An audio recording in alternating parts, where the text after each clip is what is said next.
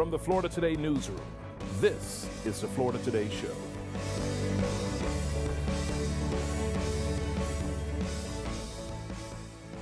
Brevard Sheriff talks school security.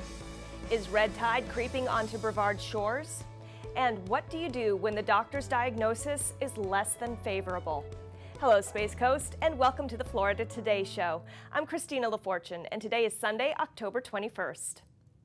More than 24 armed security guards will be deployed at Brevard County elementary schools next week as part of the district's plan to have a dedicated armed presence on school campuses.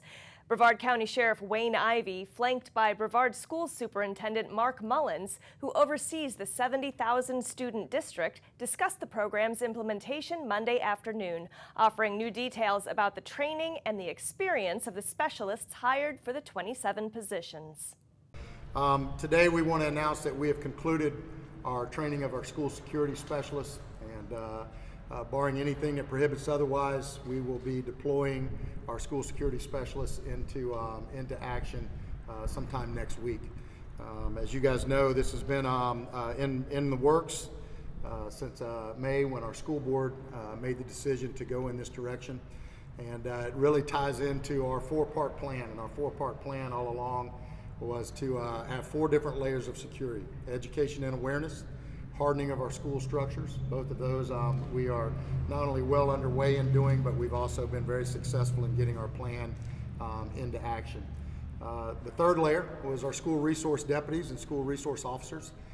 That has been significantly enhanced through our partnership with our different local agencies here in the Sheriff's Office, and certainly because of Dr. Mullins and his team and all the hard work that they have done. We've been able to increase up our school resource deputies by getting a total of 57 of them into our schools.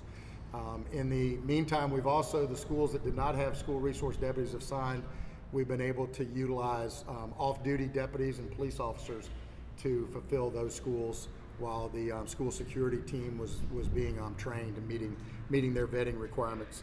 The last layer of protection for our schools was, of course, the school security specialists. And what I will tell you is that they have done a great job. The training has gone very well. In fact, when we look at the time that they spent not only in the classroom but on the range, we believe that we have some extremely talented members that are going to be helping us protect our schools. Just to kind of give you an overview of the training program, if you remember, the state mandated 132 hours of training for school security specialists, or in their terminology, the Air and Vice Guardian program. We enhanced ours to put in 176 hours of training. We wanted to take it to that next level, to be able to make sure that the people that we were deploying throughout the county at our schools had every tool possible, had every possible training tool that we could give them. A nearly $2 billion Air Force satellite designed to keep the president and top military commanders connected even during a nuclear conflict blasted off early Wednesday from Cape Canaveral, riding United Launch Alliance's most powerful Atlas V rocket. Leaping from Launch Complex 41 at 12:15 a.m. with a window-rattling 2.5 million pounds of thrust, the 21-story rocket lit up a clear night sky and streaked eastward over the Atlantic Ocean. Now 20 seconds. While test results to prove red tide are pending, the itchy throats and rancid fish carcasses on the beach this week have some already convinced and fearing a repeat of the toxic tides that thoroughly flogged the Space Coast 16 years ago. For tourists, another red tide now would be lousy timing. For fish, too. Beachgoers and beachside residents have complained in recent days of coughing and irritated throats after being by the ocean. Dead fish reported in Indialantic and Melbourne Beach on Tuesday included bluefish, Spanish mackerel, mullet, and other fish. A dead fish dotted the shoreline every 10 feet or so at Paradise Beach Park. At the time of the Florida Today show taping, the test results were still pending. Visit floridatoday.com for the latest information on this and other stories. When we come back, an Aussie standout is getting his kicks on the soccer pitch. Stay with us. Create the career of your dreams with a degree from Eastern Florida State College. Earn a bachelor's degree, associate's degree, or college certificate in growing job fields like healthcare, business, and computer technology. On campus or online, you can find inspiration and success. Anything's possible where Titans rise. Eastern Florida State College. Want to learn more about candidates running this year in Brevard County? Watch our live forum on Monday, October 22nd, here on WEFS. At 7 p.m., we'll meet the candidates for Congressional District 8, covering Brevard and Indian River counties. I'm Isadora Rangel from Florida Today. Join us and the League of Women Voters of the Space Coast as we ask questions to Republican incumbent Bill Posey and Democrat Sanjay Patel. Welcome back to the Florida Today Show. I'm Christina LaFortune. If you haven't been paying attention to Eastern Florida men's soccer this season, here's a quick recap. The Titans finished second in the Region 8 Conference and will host a playoff game Tuesday night. Eastern Florida Manager of Athletic Communications Mike Parsons recently sat down with Australian standout Aiden Kira to talk about the team and the strategy on the pitch. Watch. This is Titan Sports Time. I'm Mike Parsons, Manager of Athletic Communications for Eastern Florida State College, and today I'm joined by men's soccer player Aiden Kira. Welcome to the show, Aiden. Thank you. Thanks for having me.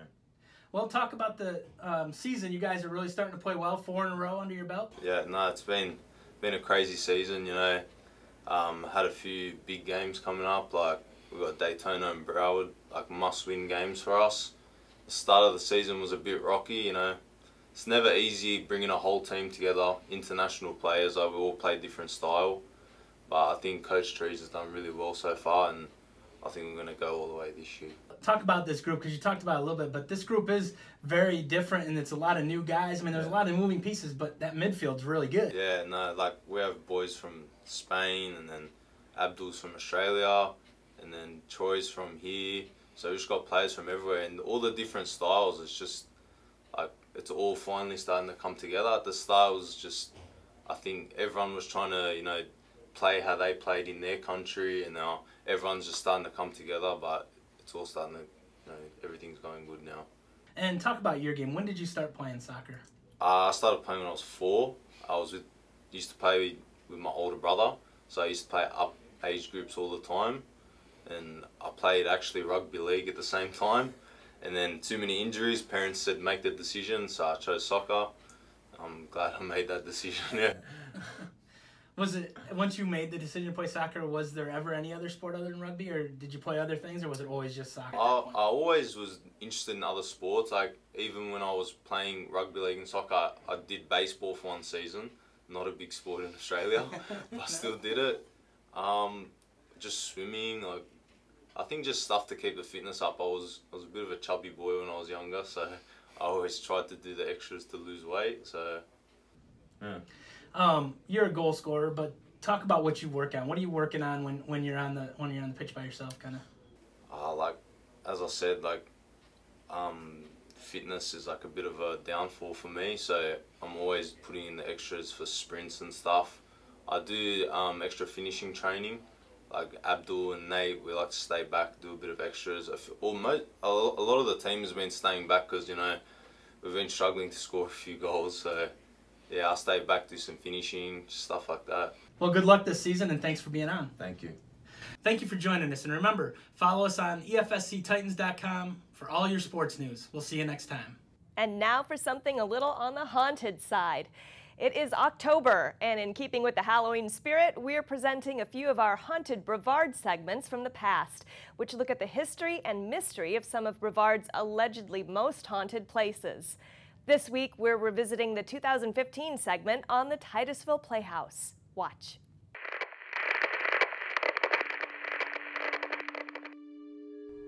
Even after the lights have dimmed on the stage at the Titusville Playhouse and all the patrons and actors have gone home for the night, some say the building still isn't empty. According to Playhouse staff, the infamous long corridor backstage was once an alley between 2 buildings, one being the Playhouse, the other a different kind of playhouse. The story goes that it was in this long corridor that a man killed a lady of the evening who lived in the brothel next door to what was then the Magnolia Theater. Could the spirit of that killer still be roaming that hallway? Cast members have felt chills walking the corridors, and in at least one recent production, an actress was given a hand in a way she wasn't expecting.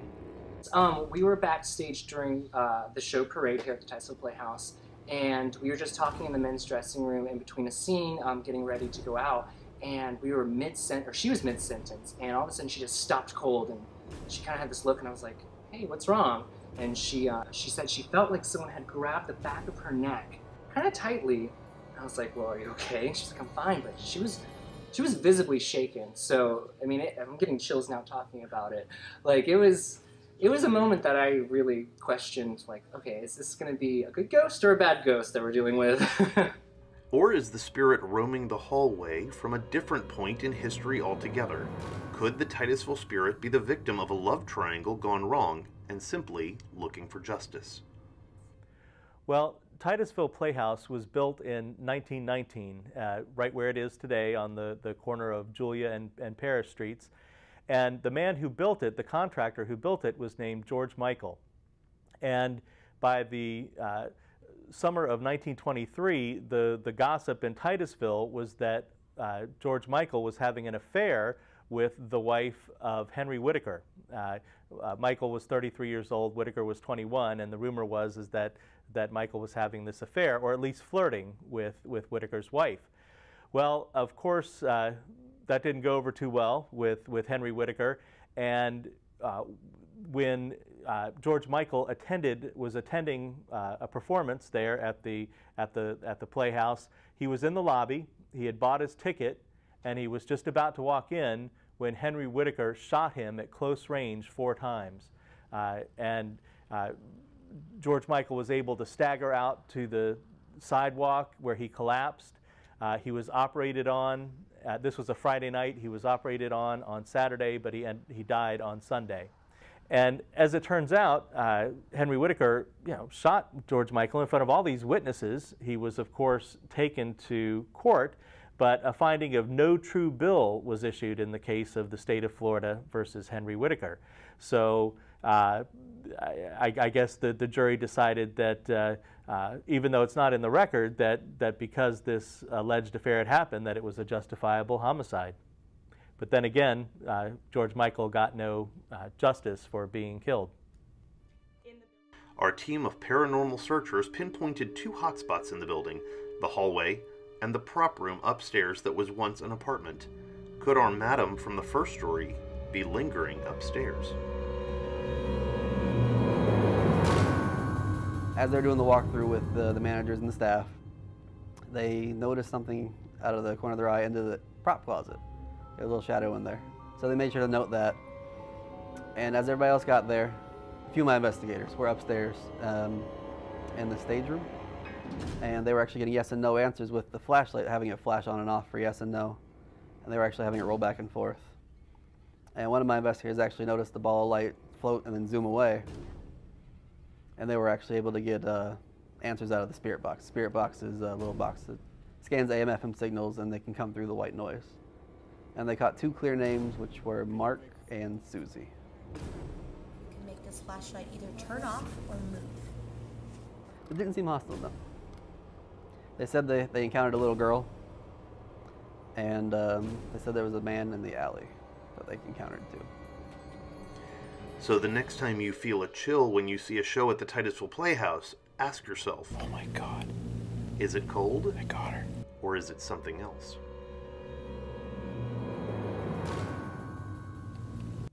Now, you may have noticed on the marquee in the video an advertisement for the Rocky Horror Show.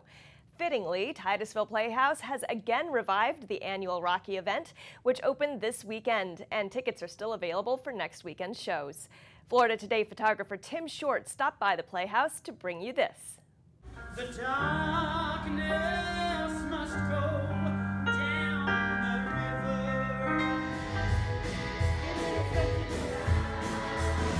With your hands on your head.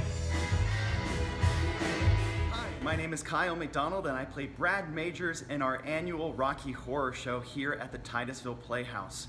We present this show every year at the end of October, and if you would like more information, go to titusvilleplayhouse.com. You can also check out the website or call 321-268-1125. Rocky Horror is a wild ride full of awesome music, very memorable characters, and it is rated R, so children under 17, get your parents' permission before coming to see us. It's an experience. The audience gets involved, the actors kind of talk back to the audience. It's kind of a very big communal show that's a lot of fun. And we also have midnight showings that get extra crazy.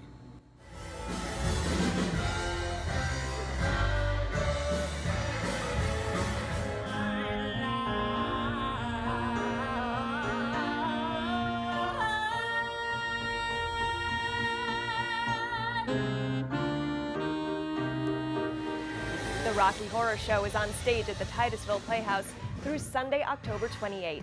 For tickets or more information, call 321-268-1125 or visit titusvilleplayhouse.com. Also continuing this week is your chance to ease on down the road with The Wiz on stage at the Henniger Center in downtown Melbourne. Holla! But Kansas? Did I hear you correctly? Get back to Kansas. Yes, ma'am. Well, what's wrong with it here? Oh, nothing. Hi, everyone. My name is Nina Jones, and I am playing The Wiz in The Wiz. We run through October 28th.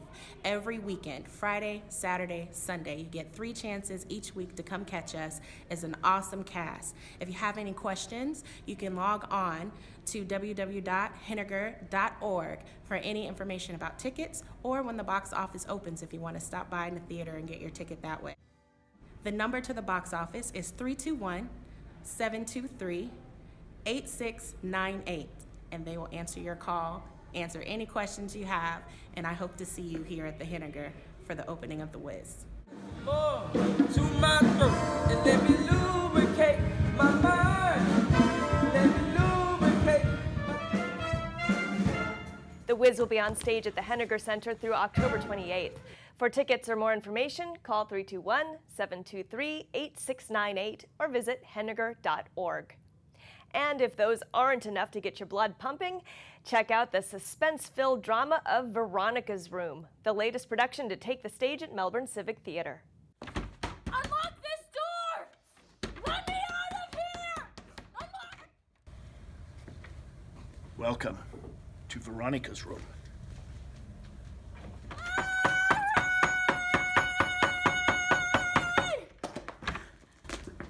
For tickets, go to mymct.org or call the box office at 321-723-6935. One was one of Veronica's favorites, and this one too. Which do you like, dear? Choose whichever you want. This one. Oh, I'd have chose it too. It's a good color on you, dear. Veronica's Room will be on stage at Melbourne Civic Theatre through November 11th. For tickets or more information, call 321-723-6935 or visit mymct.org. When we come back, what do you do when the doctor's diagnosis is less than favorable? Stay with us. Create the career of your dreams with a degree from Eastern Florida State College. Earn a bachelor's degree, associate's degree, or college certificate in growing job fields like healthcare, business, and computer technology. On campus or online, you can find inspiration and success. Anything's possible where Titans rise. Eastern Florida State College. Welcome back to the Florida Today Show. I'm Christina LaFortune.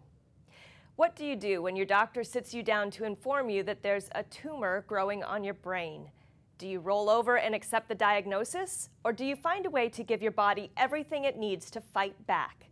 Florida Today columnist Lillian McDermott is in the studio to talk about her personal diagnosis and the renewed fight to help others facing the same battle. And as we do once a month about this time, we welcome in Lillian McDermott to the studio. Lillian, as always, thank you for being here. Thank you for inviting me. Now, Lillian, your columns always have a little bit of a serious tone, but your one this month has a very serious tone. Yes. And as I read through it, I mean, obviously I felt, you know, I felt very sorry, very sad, but also, you know, I see the resolve you have. So let's tell the audience about what's going on this month. Well, this month is Cancer Awareness Month, and I just wanted to make sure that I shared a little bit about my story and what's going on with me in conjunction with the story of what happens to so many people that are given a diagnosis that might be life-threatening.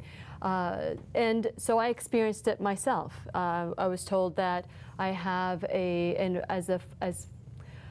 because of an incidental finding, they discovered that I have a tumor in my brain. But right now, it's at the beginning stages, and just not knowing and just feeling that that's a possibility, which may be so many different things. It could be something from birth that I've had forever. It could be that something that's, it's obviously benign. I'm hoping it's benign. And so with doing that, you had asked me to do a show on cancer and cancer awareness, and of course the McDermott Holistic Healing Foundation is dear to my heart. So when I became part of this whole experience of what it feels like to have been told that I could possibly have a life-threatening disease, how I could have just crumbled at that moment, allowed the doctor to take over, but instead I am doing this my way. I'm doing it the way I've learned through so many years, to stay positive and take my time to make a decision and not react to fear. And I couldn't imagine when the doctor comes out and tells you that, but, you know, telling a personal story of my own, you know, our daughter last year, who's now 4, absolutely, you know, she goes into the hospital for, you know, a really bad illness with, you know, flu-like symptoms and some other things. And the doctors, in, you know, searching to try and find out what's wrong with her, they discover a small tumor at the base of her spine, and your world just gets turned upside down. So that's, you know, why when I read yours, it's like, you know, I don't know exactly because it wasn't me, but when it's your child, you know, it's like part of you, and I can totally, you know, sympathize from you. So the doctors tell you that, and then, you know, where have you been since? So since then, you know, I have to wait to see the brain neurosurgeon. Now, it's very, very small, so here's the deal. It's very, very small and very, very hopeful. And it could be nothing, or it could be something. I choose to believe that it's at the tail end of what was there before. So for the last 14 months, nothing has grown. It hasn't gotten any bigger. So where I'm at is I have a much greater resolve to help people calm themselves down, be positive, and make the right choices for themselves. And so this has given me a renewed hope that the McDermott Holistic Healing Foundation is where it needs to be. I am resolved to do whatever it takes naturally, and do my research and consult with people that are like-minded as well. Well, so generally people who are found to have cancer, who are found to have tumors and things like that, they, you know, I guess the first sense in your mind is not only what can I do, but how soon can I do it? You put an interesting line in your column where you say, waiting is your friend. Yes. No good decision comes from fear. So talk a little bit about that.